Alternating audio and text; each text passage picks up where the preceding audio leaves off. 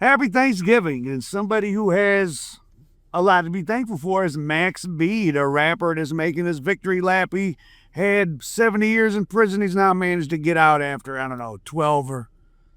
Well, no, that stuff happened in '09. So he did about 15, 16 years. So what really happened with Max B? The story behind it is very interesting, not so much for the crime or the rap part, but it shows just how chaotic and just what a bunch of dumb shit the streets are. Because Max B, I don't know, was he innocent, but like if we're gonna go into the case, and hard to believe he actually, well, it's not hard to believe, but it's pretty messed up that he got locked up. Which is not to say he's innocent. I wasn't there, who knows? But so what happened? So it's 2005. Max B gets out of prison for a different armed robbery. He's a Harlem guy. This is at the peak of the Dipset thing is going on.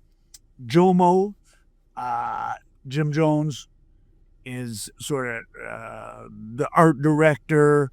Cameron and Jewels are the popular people for Dipset. And Jim Jones, though, now wants to, he sees the money to be made. He wants to be bigger than Cam. He's been directing the videos. He wants to be a star on his own.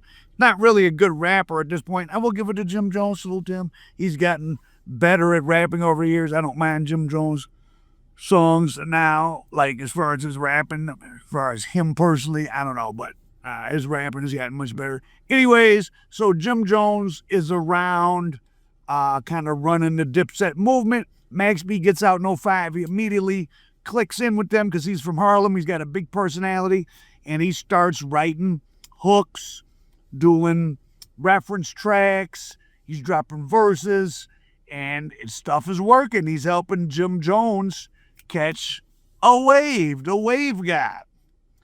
Now, something else is going on. So quickly, why do people like to hang around rappers and all that stuff, even if you're not getting paid? Well, at least it's fun, right? You're doing concerts, you're traveling. So Max B is down in North Carolina, Myrtle Beach.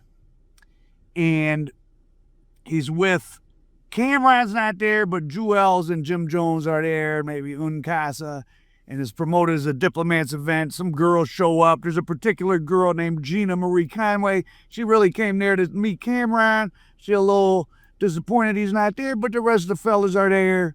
She ends up meeting up with Max B, and they smoke the reefers together. And whatever goes on between them. Now, mind you, she has a common law husband in Baltimore, but she's a flea bag. She's bouncing from place to place. She's enamored with the lifestyle, and she moves up to Harlem and starts living with Max B, like pretty much right then. And she starts dancing at the infamous Sin City. And Sin City was one of the big strip clubs back then. It was shut down in 2017. It had a big run, but there was a lot of shootings there. It was mafia, blah blah blah. But Sin City was before Sue's Rendezvous. It was Sin City that was the big one. Or they might have been, well, they must have been open partially at the same time. But Sin City was one of the big ones. So anyway, she's dancing at Sin City, and now another girl gets into the mix with Max, his baby mom, China. First, they're all living together, but they end up throwing out Gina Conway. Now, at this point, she claims she has a 4 to 6 ecstasy pill a day habit, and she's drinking a lot. I will say back in those days, like they used to say you can't get high on MDMA or ecstasy 2 days in a row, but that stuff was cut. Probably half of it was just meth. I mean, there were a lot of people that got kind of hooked on MDMA, like we're just taking ecstasy like all the time. And she claims to be one. And remember that fact because it's important for the case. So she stays in New York and she moves in with Murder Mike, who's Max B's brother. He's got an uncle named Hassan. Hassan got her selling a little kizoke at the strip club. she's still, Max B probably, there's no allegations per se of pimping, but like, something. He's sending her on missions. She's still giving him money, or he's taking money from her. Could be just the fact that she's living with his family, and if she don't, he's got her in New York. He got her at the strip club. He got her the job. He's, even though he kicked her out, she's living with his brother, working, getting money for his uncle. He could end her whole situation in New York. She had to go back to Baltimore, which, believe me, if you've been to Baltimore, you don't want to go back. Shouts out to Baltimore. I don't mean it like that, but Baltimore is rough. But I mean, a lot of places are rough. Baltimore is like Detroit. It's rough without a lot of counterbalancing, exciting parts. But anyways, so Gina's living in New York still. Max B is catching kind of a wave with Jim Jones, but he's not signed to him or anything like that. Now, here's where the dumb shit and the street shit, and here's where these idiots did lead to all the problems coming to play. There's a guy named Alan Plowden, and he has a partner named David Taylor. These are two black guys from Miami. And Alan Plowden, this is early. This is 05, 06. The mortgage crisis that almost brought our country down was 07, 08. This is prime. This is 05. This is prime time. People are, hey, you got a Social Security number and you're willing to sign, we can get you a mortgage. This guy hits a $300,000 lick, and then he's like, oh shit, green light, green light. He does a $1.2 million fraud. And they get they transfer the money. I think, what do? They buy the house, sell it to like a dummy company, and then pull the money out in ATM cards, whatever. So they're up in New York making themselves targets, basically. I don't know what they were thinking about, because listen to this. Two different criminal conspiracies converge on these guys. So I know you've heard like Max B sent his hoe to rob these guys and all that. Well, this girl Gina may not have been his bitch per se. The day of the incident, the murder, there was a bodyguard, a big guy that worked at the strip club that she had got to messing with. She met with him and had sex at one of their apartments or in a hotel in the afternoon. Like, she was messing with him. And he was probably a rough guy. He was a bouncer at a Bronx strip club. You had to be at least, I'm sure you somewhat tough. In the meantime, she had met this Plowden guy. She was standing on a street corner on 126, somewhere in Harlem. If you've never been to Harlem, it's action. And even now, but definitely then, there's drug operations all over the place. So you want a 24-hour ecstasy apartment, some street corner where you can always go get MDMA pills, probably existed. So she was wherever she said she was at 126 buying her daily pills. She was waiting on Max B to pick her up. He couldn't pick her up. She sees a white Mercedes sitting on the corner. Some guys are sitting in it. She's on hold time, of course.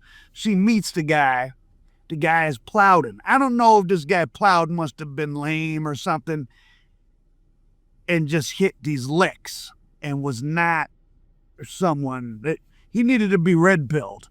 Imagine this girl, sounds like, sold pussy at least sometimes. He decides instead he's got money all in the car, and he's showing it to her, and he takes her to the mall and spent they go on some big $10,000 shopping spree. And then he takes her to his hotel room, and she's like, yeah, I'm not giving you none, even though he kind of gets aggressive with her. And he ends up just letting it go, and he drops her off, or he drives her to work, or she catches a cab, whatever, and goes to Sin City. So at this point, the plan is hatched. this guy got money. He's weak. He's got a room full of money. So the prosecutors claim Max B sent her back out there to hit a lick with her friend. But that's what you might have heard initially, like that it was two guys and it was two girls tricking with them. And that sounded like it made sense. But that's not what happened. Gina goes back out there with a male. The feds, or not the feds, the state of New Jersey say it's this Leaderman, Jim Jones's brother-in-law or something he's supposed to be. Not sure. Is he out? Is the other guy out? He's got to be out. Oh, no, he ain't out. He's the damn trigger man. He's the one who killed the guy. The killer.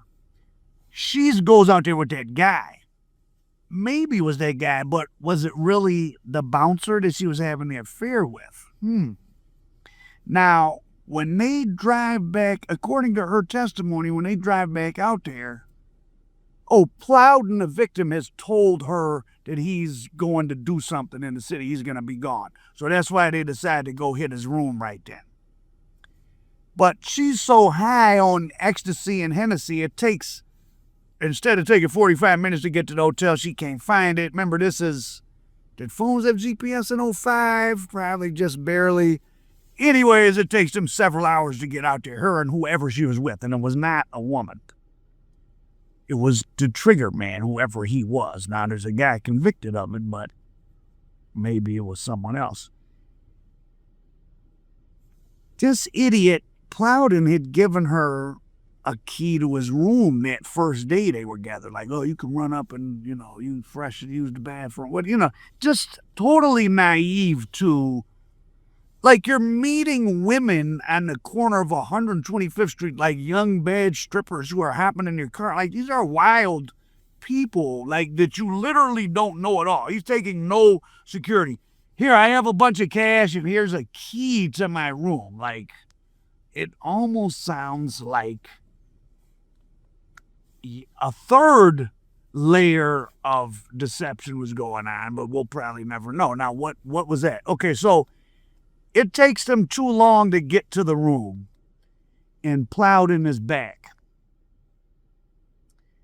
But she enters, she uses the key to enter the door. The gunman comes in with her.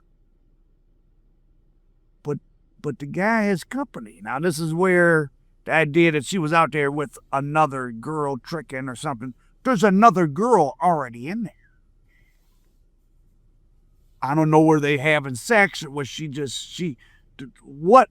Because there were pending charges. I didn't look up to see what happened with them, but there was another set of pending charges possibly when all this happened, because this girl, she had been introduced to Plowden and his partner David Taylor, who was in a different room,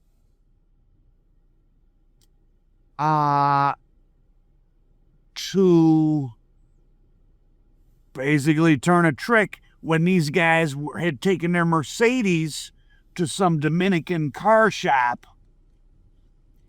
And those guys wanted these girls to get in the room with them and steal the keys to the car and steal this car and see if they had any money. So this guy had been moving in such a way of such a trick that there was one girl in there hitting a lick on him or trying to, and this other girl shows up with the key to his door with the gunman. So two things are going on at once. So they hold the girl at gunpoint as well. Okay, so that one girl, Giselle Nieves, was in the room with Plowden, and they're being held at gunpoint, duct taped up by Leardam, is the guy who's convicted. James Jones' brother-in-law. But again, may not be the gunman. I think it's possible it was that bouncer, but who knows. So they're like, well, where's the money? And they make him call downstairs to the partner, David Taylor, who has this other girl. He is the other girl that was hooked up by the guys at the car shop who have them there to steal the keys to his car. So everyone's trying to get a lick on this guy using women. These guys must have come across really bad. So he calls down to tell that guy to bring some money up, but that rings bells, and the guy comes up. He's a big guy himself. He's 6'4". He struggles with the gunman. Boom, they kill him. There was a bag of $30,000 in the room, which isn't even very much money, but they don't even get that. They obviously they just kill somebody. They get a few trinkets and, a couple $100, few $100, laptop, jewelry, and clothing. Now, interesting, the clothing she took was large size clothing. It wasn't for like luxury clothing, like I don't know, some Louis Vuitton shit or something. It wasn't for Max B, because Max B's 5'7". It was for like a guy 6'2" or something, the same size as the guy she had fucked that works. She was fucking that worked at Sin City, so they say. So now they know this girl's connected to Max B. Let's see. Oh, so Jay, the victim, Jay Plowden, he stays in the room after the victim's left manager. They just killed his homeboy. The reason I said, was there even yet another setup? Like, was this Plowden guy trying to move in a way to get his buddy killed and somehow he wouldn't be, like, to have two different lick-hitting crews on you, literally to come in the room at the same time, that's the craziest shit I ever heard. Like, that's right, man. If you're not used to moving around, criminals don't. Because you don't, like, people are looking to hit licks. Women don't want to have sex with strangers for money. I mean, they might. Maybe. Maybe they like you. It happens, but probably not. They'd probably rather just steal some money. And you really can't blame them, but that can turn into death, unfortunately. So, Plowden gives up everything, but now he's going to get charged with fraud. So now he's getting held by the feds. They know this girl is connected to Max B. They start, for a few days, their detectives are going over Max B's house, and he's being, and I don't want to use the word cooperative because that's, everyone calls people snitches and all that, but he doesn't seem like, he's acting like it's got nothing to do with them. He's like, oh, Gina, well, she lives, yeah, I know Gina. She lives with my brother, and she still dances at the club. I don't be seeing that bitch. I don't know, whoop-de-wop. Is that telling? No, but he did speak with the police, but it makes it seem like he truly didn't know what was going on. He might have thought she was doing some scam shit and was just like, I don't want no parts. She live over there. She don't even live with me. I don't know what she doing. Max B's doors gets kicked after Gina says that Max B put her up to it. But I think it's a high probability her and the other guy at the strip club came up with the plan, because she wasn't seeing Max B like that. And the clothes she took would only fit him. And why was Max B even... If you had sent someone out and it led to a murder, you out of there. You're not hanging around waiting to get questioned. Not a hardened criminal like Max B. He had just got out of prison for armed robbery. I think he didn't know about it. I think he might have been around when conversations were had about these sucker guys, but I don't think he orchestrated them to go out there that particular night. So he gets a $2 million bond. Now is the time when Jomo Jim Jones decides to drop Ballin'. And Ballin', to me, wasn't the greatest song, but it was a hit. It put Jim Jones in a different category of not just a rapper, but like of a artist, like in the music industry, because the New York Giants and then the NFL was using that song. That's still a big song. That Ballin' song, whenever you can have a song crossover into sports, and I think that was one of the first, not one of the first, but there hadn't been that many rap songs that became sports staples, and that was Max B's song all day. We fly high, State line, we notice foreign whips. So Max B knew how to be melodic. He was saying streety stuff, but it wasn't a lot of cursing and, murder. It was palatable. And it worked. And Jim Jones starts making money. But he don't want to bail Max B out. Max got a $2 million bail. I think that would probably mean $200,000. Jim Jones's album sold 100,000 units in his first week on his deal with Koch, so he probably made 400,000.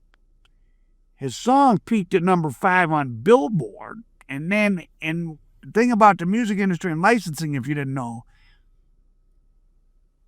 so you get paid off every radio spin, especially back then.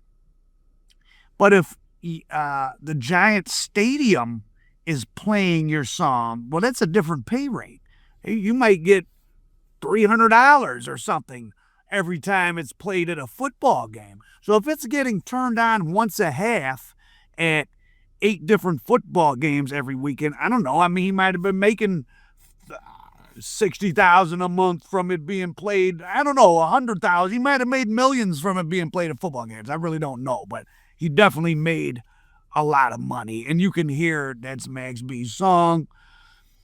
So finally, Jim Jones, I don't know what went on between him and Max B. Clearly he didn't like him. Like, why wouldn't, this guy's helping you write hits? But I guess maybe he felt like he couldn't control him. I don't want to get into the mind of Jim Jones. Maybe Max B is a bad guy to deal with. I don't know. Or, Jim Jones is so frustrated, like, damn, we was just about to pop off. Now I got to put up the money I'm making. I got to spend on your stupid ass to get out of jail and get a lawyer. So anyways, eventually, so the bail he had to post cash ended up only having to be $90,000 in exchange for Max B signing over his entire publishing catalog. Now you guys talk about what them white folks do. Like, wow, your buddy who has written you a hit song that you've made way more than $90,000 profit already. Jim Jones was making a lot of money in profit off that one song alone. You make him sign over his whole publishing rights. And then, so now they fall out. They're talking crazy about each other. Max B got real foul. I hit it in Miami, Chrissy, and he's, he about now who Jim Jones' wife, Chrissy, and he talked bad about, and, he just talked real bad about Jim Jones.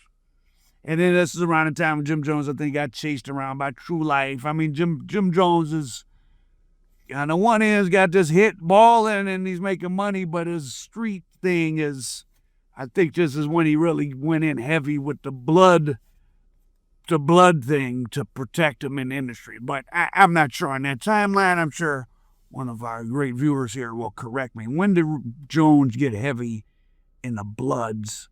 Was it around this time when he started having this 06, this Max B and True Life problems? Or was the True Life problems already happened? So let me know. I didn't bother to look that up. So anyways, and this is how, they're talking foul about each other. He's talking about he fucked Chrissy. So Jim Jones on Funk Natural Flex says, yeah, he was so desperate I got him to sell his soul. The stupidest move I've ever heard anybody make. I got his songs on the shelf next to my Nike Airs. They're never coming back out. So I'm going to ruin his career. The jury, he went to jury trial. Again, the only evidence was this girl. There was no physical evidence tying it to him. The girl said Max B put him up to it. She took clothes that was of somebody else's size. There's no phone records. She said she was on 6 ecstasies every day. Max B did not act like a guilty person when he was talking to the cop originally. And I think Max B is the type of guy, if he had done it, he would have took a plea, maybe, depending on what it was. But the jury finds him guilty. He gets 75 years. And it really sounded worse than it was. I mean, Plowden, the initial victim, well, the dead guy's a victim, his partner, but the one they targeted, the idiot that was spending money on Gina and got targeted at the car place by the Dominicans or the Puerto Ricans. Plowden had failed to identify the shooter, leered him twice. Not Jim Jones, Max B's brother-in-law, whatever, the shooter that was supposedly sent over with Gina. She claims he was sent over by Max B with her. But what if it was a different big guy? What if it was the guy from the strip club? I don't know when Plowden had bad cases. He had millions of dollars in fraud. I did find a federal document that he pled guilty, and he faced up to 30 years, 360 months. But he hasn't been in BOP custody since 2009, which is when Jim Jones went to trial. Not Jim Jones, Max B, I'm sorry, went to trial. I don't think that the feds would not have. Well, a murder in the state versus millions of dollars in mortgage fraud. They take that mortgage fraud stuff seriously, especially when it's in the millions. I bet you that he knew about a lot of other mortgage fraud. Like the guy who was killed, his partner, David Taylor, a murder victim, he had all type of fake IDs and all stuff. So they clearly were part of a bigger ring. So he must have gave a lot of info. I don't know if he went into witness protection or what. There is a guy with his name down in Florida on LinkedIn that's in some real estate stuff. I don't know if it's him. I'm not going to hit the guy up and accuse him of being him or whatever. But, yeah, so trying to be a scammer and hang out with the rappers and the fast hoes led to all of this. And like I said, I really don't think Max P was necessarily guilty. We're gonna go over it here. I told it to you in story format. Let me just give you kind of a bullet point. September 21st, or the night of midnight, so September 21st, 22nd, 06, botched hotel robbery at Holiday Inn in Fort Lee, New Jersey. David Taylor shot and killed during confrontation. Stolen items, a little bit of cash, a laptop, jewelry, clothing. $30,000 in cash in that room went undiscovered. So when the case goes to trial, they say Charlie Max B. Wingate is the mastermind and organizer. Prosecutors claim he ordered the robbery after Conway Gina revealed Plowden's wealth and hotel card. But he was never at the crime scene. There's no physical evidence. And he cooperated with the initial police investigation. That does not mean he gave information. If he is innocent, he has no information to give. It could simply mean, oh, yeah, detective, well, there was a murder in Fort Lee. I don't fucking know. Or what, I don't know what cooperation means. I'll leave it to one of you sleuths to look into that. Kevin Leardman, a.k.a. Sims, that was the shooter. He was the one supposedly sent by Max B with Gina. He had no violent crime history. He had a drug conviction. He's the one who got life. Gina Marie Conway, she was a State Star's witness. She got 18 years, but she was, they made her do it. I think she only got out a couple years ago. So ruined her life. David Taylor, that was the victim. He was killed. Really hard to know who he was. He had a couple different passports. Alan J. Plowden, again, he executed a $300,000 and a $1.4 million total cash real estate swindle just before coming up to New York and bopping around and making himself a victim. And easy come, easy go. He pled guilty to something that carried 30 years, and not a lot of documents that look like he did some heavy telling, probably in the Jim Jones, the Max B thing, but the feds aren't gonna drop serious financial crime charges to nothing because of a murder case that you are a victim in and have to testify in anyways. So he must have did some good telling, because he hasn't been in BO custody since 2009, but that could just mean he's under an assumed name. Remember that guy Matt Cox that he has his own show? I'm sure you've seen him. The one who did the Short White Guys on American Most Wanted, smart guy, did all the real estate fraud. I mean, that guy did. He got like 25 years. He told on 3 different people in prison, and he would get like 3 years off, 4 years off here. He still ended up doing like 12, 13 years. Like, they don't play. If you're able to work into the U.S. financial system and get millions of dollars, well, hey, that's dangerous. If those type of people's information passes around too much, you could undermine the economy. And Jim Jones making this guy sign over his lifetime publishing rights for $90K, which was the bail, when he had already written you a true, like an actual hit. Ballin's out. I mean, you may not like it per se as a song, but as far as like impact, and that's the top 100 rap song. Like, they play that at sporting events now. That shit might be top 50. I don't know. And Jim Jones' reputation suffered pretty bad from that. He did good when he released that album that had Max B ghostwriting for him after their beef, and Max B got locked up, and Jim Jones didn't help him. Jim Jones' next album's flopped. He has made somewhat of a comeback to Lobby Boys, whatever he has his podcast now, but he is not happy, it seems like, about Jim Jones. Max B, I'm sorry, I keep confusing him. He's not happy about Max B getting out, as evinced by the turkey giving out footage. He sure does not want to be there. 'Tis the season for cheer. Domo, you should be happy that, you know, a fellow Harlem street guy got out from a case, honestly, it looks like he may not have done. I'm not trying to open up the investigation into the bouncer. I mean, his name is in the articles. I'm not going to say it, but, you know, I will say he fit the same description of the big guy that Gina said came with her. And he's the one doing life for the murder. And neither he nor Max B testified, so, because they didn't really, if they weren't involved, what they got to test, there's nothing for them to say.